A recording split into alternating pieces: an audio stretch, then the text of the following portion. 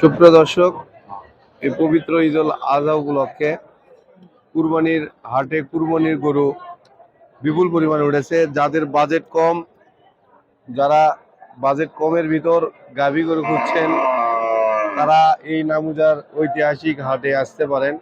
এখানে প্রচুর গাভী গরু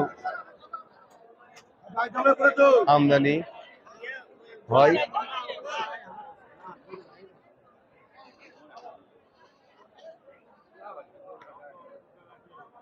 বিপুল পরিমাণের গাভী গরু এখানে ওঠে। পুরো লাইন শুধু গাভী গরু।